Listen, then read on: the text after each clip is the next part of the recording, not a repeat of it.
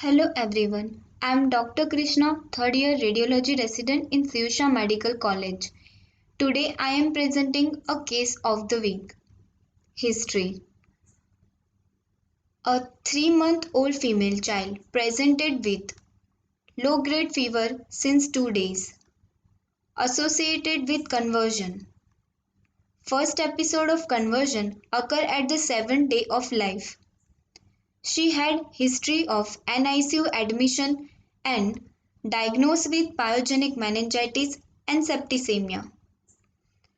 Patient came for MRI study. Here the MRI imaging.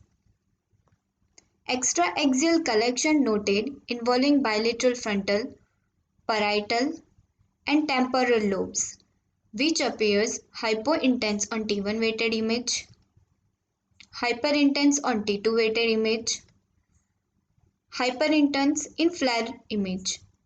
There is dilatation of both lateral ventricles seen. In this T2 coronal image, similar hyperintense extraaxial collection noted, which causing mass effect over both cerebral hemisphere. On GRE images, there is a small area of blooming noted involving left frontal region suggestive of acute hemorrhage. On diffusion weighted image, there is no diffusion restriction seen. Now we go ahead with the contrast study. In this post-contrast T1 axial, T1 coronal and FLAIR images, we can see there is no any abnormal leptomeningeal or capsular wall enhancement seen.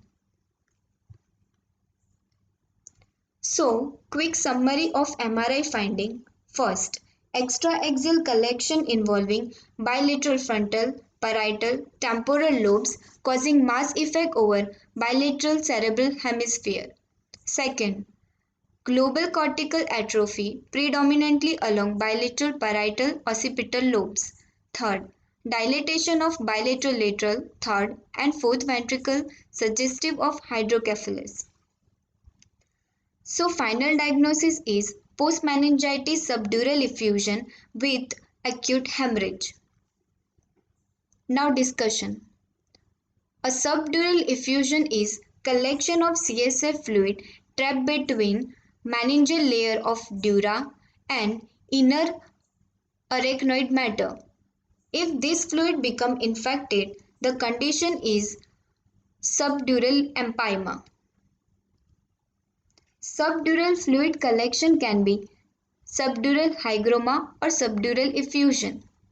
Subdural hygroma is CSF accumulation communicating freely with the subarachnoid space, while subdural effusion does not communicate freely with subarachnoid space.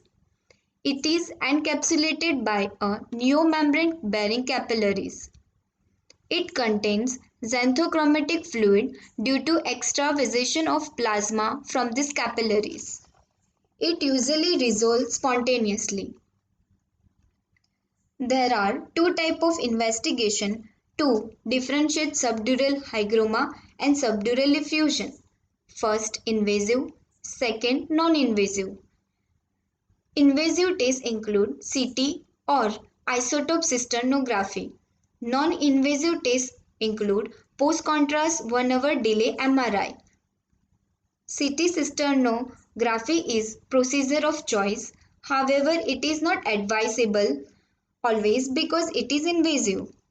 In post-contrast 1-hour delay MRI, gadolinium will influx and accumulate in subdural effusion due to presence of capillaries in its external membrane.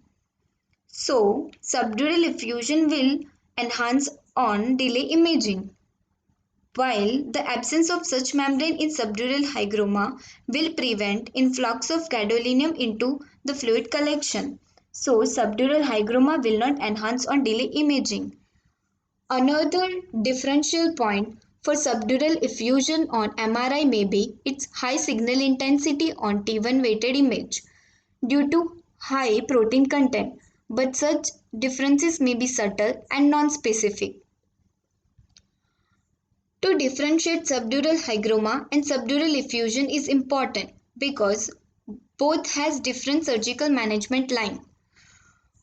For subdural hygroma, subduro or ventriculoperitoneal CSF shunting is reserved, while burr hole irrigation is used for subdural effusion.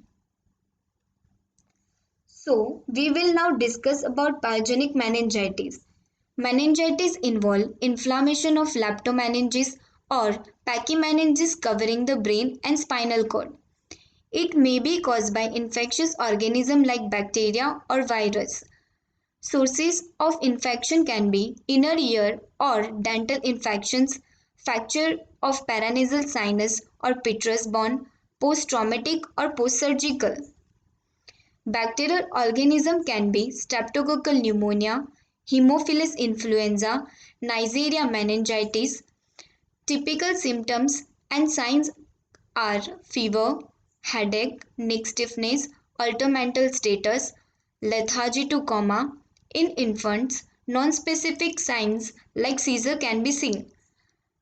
The diagnosis is usually confirmed by lumbar puncture.